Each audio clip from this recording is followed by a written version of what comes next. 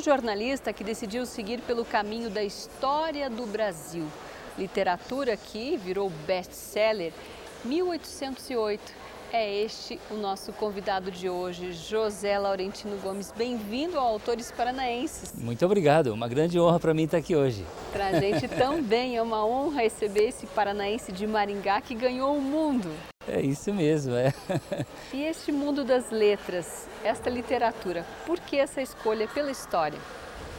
Bem, essa é uma pergunta que exige uma volta lá na minha infância, né? Eu sou paranaense de Maringá, mas eu morei no sítio, na roça, num distrito de Paysandu chamado Água Boa, até os 10 anos. Era um local muito isolado, não tinha livraria, não tinha nada, a nossa comunicação era com radinho de pilha. Mas o meu pai era um leitor voraz e ele emprestava livros do pároco local, do padre de Paysandu, e eram livros de história.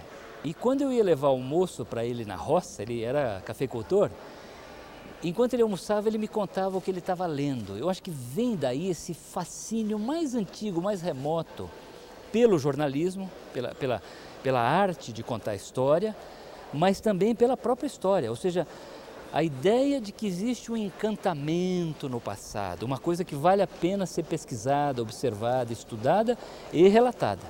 Então, assim, eu primeiro comecei como jornalista, estudei na Federal do Paraná, e depois do jornalismo eu pulei para os livros de história do Brasil. Mas eu acho que as coisas são muito parecidas. Eu acho que o jornalista, ele é o historiador do presente. É uma história feita a sangue quente.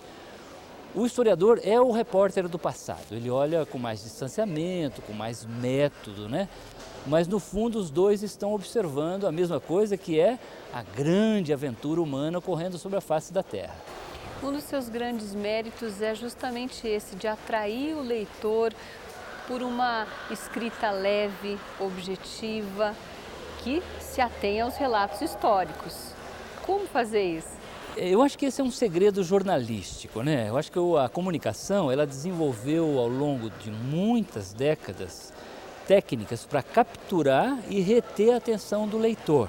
Então, por exemplo, um jornal, uma revista ou uma abertura de uma entrevista, como você fez há pouco, ela tem um segredo, ela anuncia uma novidade para o telespectador ou para o leitor. É como se você batesse um bumbo, né? É o velho arauto do rei. A técnica de comunicação, ela faz isso. Então, assim, tem fórmulas de você fazer um título, um subtítulo, organizar um texto, fazer a organização de uma história, como é que você abre, como é que você faz a sequência, uma mistura entre acontecimentos e perfis de personagens, usar aspectos curiosos, caricatos, bem-humorados, às vezes para surpreender o leitor. Então, o que eu faço é ser um abridor de portas para a história do Brasil, especialmente para um estudante mais jovem, uma pessoa não habituada a estudar o tema, a ler sobre o tema.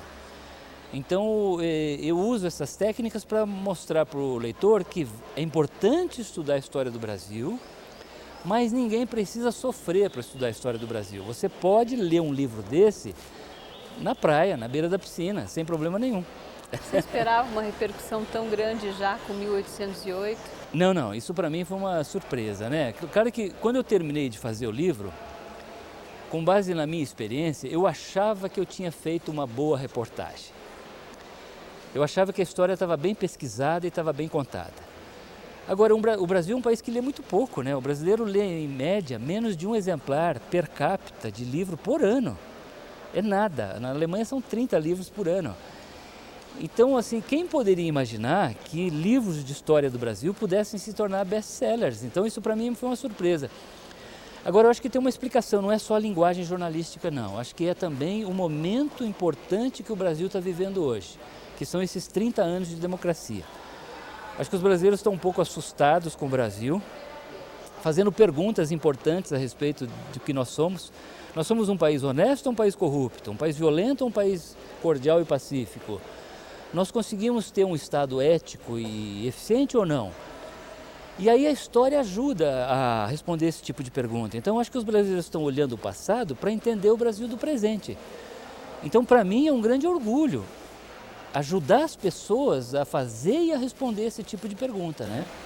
E por que uma trilogia? Nasceu naturalmente essa ideia? Veio do primeiro? Você já estava engatilhado com o segundo livro? Não, isso foi nascendo por acaso. Hoje, quando você olha, parece que é uma coisa que foi planejada, porque ela tem realmente uma coerência, né? São 3 datas muito importantes para estudar o Brasil de hoje, né? 1808, que é o ano da chegada da corte, 1822, que é consequência da chegada da corte, da fuga da corte para o Rio de Janeiro, e depois uma grande transformação que foi a proclamação da República em 1889.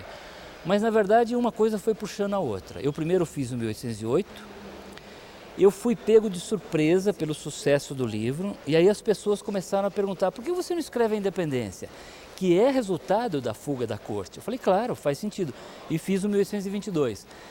E aí sobrava uma terceira data óbvia, que era 1889, né? Então realmente eu acho que eu construí uma obra. Eu fui conduzido pela própria obra, eu fui capturado pela minha criatura.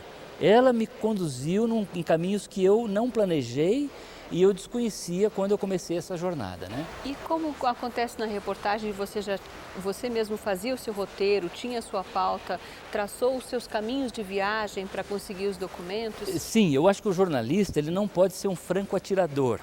Ele tem que se organizar antes de fazer uma reportagem. Porque se você não se organiza, não se planeja, ou você trabalha demais ou você trabalha de menos. Então, por exemplo, digamos que você trabalha numa revista e recebe uma pauta, e aí depois você descobre que aquela pauta é a capa, é a reportagem de capa da revista, e você apurou para ser apenas uma página. Você vai ter que fazer tudo de novo, ou o contrário. Então, é muito importante você se planejar, isso que eu faço. Então, quando eu decido um tema, eu já tento imaginar quais são os capítulos, quais os personagens, quais os acontecimentos, quais os locais que eu vou ter que visitar, quantos livros eu tenho que ler, quanto tempo eu vou pesquisar e quanto tempo eu vou escrever, quanto tempo eu vou demorar para escrever cada capítulo. No meu caso, eu demoro geralmente uma semana para escrever um capítulo. Aí eu faço um planejamento de frente para trás. Eu penso assim: o livro vai ser lançado em setembro de 2019, então eu preciso de mais 6 meses para escrever. Você coloca prazo. Aí eu preciso, porque isso é um elemento de pressão também. Eu gosto de trabalhar com prazos, o chamado deadline. Porque se eu não tiver prazo, eu me perco, eu acabo indo andar com o cachorro em vez de escrever. Então é importante para mim ter uma pressão dos prazos. Isso me ajuda a me organizar e a escrever e a produzir a obra. Isso tem funcionado bem, mas esse processo criativo, ele exige isolamento ou não? Você consegue fazer esse caminho com outras pessoas? Sim, eu percebi que nessa minha nova atividade de escritor, eu tenho 2 ciclos muito distintos de atividade. O primeiro é o processo criativo, que é me isolar completamente para pesquisar e escrever. Então eu não aceito convites para entrevista, para palestra, aula, feiras literárias, nada. É como uma gestação e um parto. Você faz no recolhimento, não é em público. O segundo ciclo é na hora de lançar o livro. E é importante que o autor bote o pé na estrada para ajudar a divulgar a obra. Assim, eu acho que o autor é o principal garoto propaganda do seu próprio livro. Então é importante você participar de sessão de autógrafo, em feira literária, dar entrevista, se expor. Então, são 2 momentos muito diferentes, um de recolhimento, o outro de exposição. Falando de exposição, nesses 3 livros você não expõe a sua vida, enfim, fica ali. E no seu último livro, O Caminho do Peregrino? Então, essa é uma outra surpresa, né? Eu acho que sim, esse livro aqui eu escrevo para fora, né? Eu falo sobre o Brasil, falo sobre a nossa história, sobre o José Bonifácio, o Dom Pedro I e assim por diante. O Caminho do Peregrino é um mergulho para dentro. Aí o autor está muito exposto, porque eu falo do meu renascimento espiritual no cristianismo. Eu falo do resultado de uma peregrinação que eu fiz. Eu primeiro fui a Roma, depois a Santiago de Compostela e por fim a Jerusalém. Falo sobre o que é a experiência cristã hoje, no mundo de hoje, sobre a história de Israel, mas assim, lá eu estou mais exposto, sim. Eu acho que assim, o leitor que quiser conhecer mais profundamente o autor tem que ler esse livro, O Caminho do Peregrino. E os próximos livros já estão na cabeça? Já. Eu vou fazer uma nova trilogia que é uma história da escravidão no Brasil, que a ideia é publicar a partir de 2019, um livro por ano, 2019, 2020 e 2021. Porque eu acho que esse é o assunto mais importante de toda a história brasileira. Nós não conseguimos entender quem nós somos no passado, hoje e no futuro, sem estudar as nossas raízes africanas. Eu acho, inclusive, que o Brasil é um país mais africano do que português, do que europeu. Com certeza. Então é muito importante nós estudarmos, não só para entender os nossos passivos, as nossas desigualdades sociais, por exemplo, mas também para entender a nossa pluralidade, a riqueza da nossa cultura, da nossa música, da nossa culinária, da nossa dança e assim por diante. Então eu gosto muito desse tema, é uma pesquisa enorme, são centenas de livros, mas eu já comecei, então eu estou completamente fascinado por esse tema. E vai ser tratado da mesma forma, com uma leitura objetiva dos fatos, sem romancear. Sim, eu não misturo ficção com não ficção, né? Eu acho que a gente não pode preencher lacunas do conhecimento histórico com ficção. O meu trabalho é um trabalho de reportagem de não ficção. Mas eu uso uma linguagem literária, isso sim, para facilitar o entendimento do leitor, para tornar esse livro mais acessível.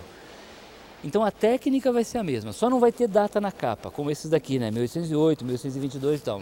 Provavelmente vai ser A Escravidão com um subtítulo mais provocativo.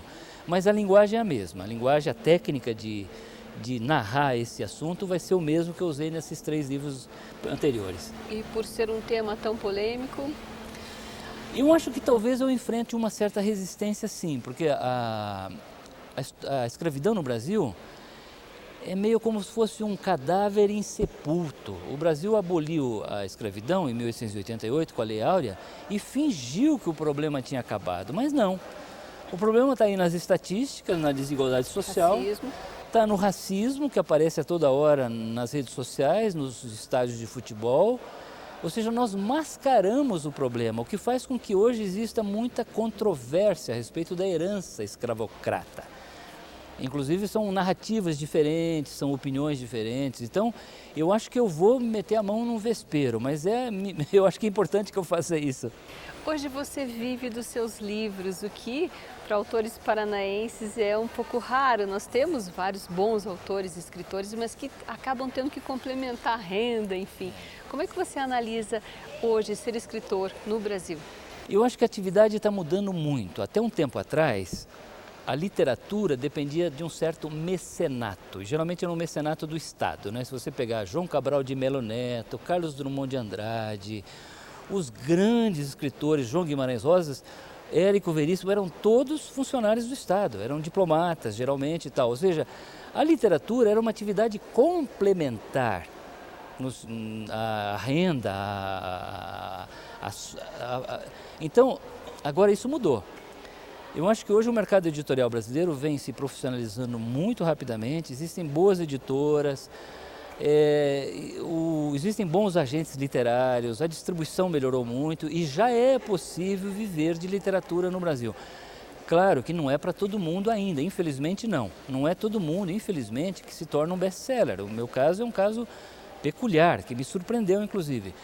Mas eu acho que aos poucos existe uma profissionalização da atividade literária no Brasil. O que é muito bom, porque eu acho que é importante que o autor viva do seu trabalho.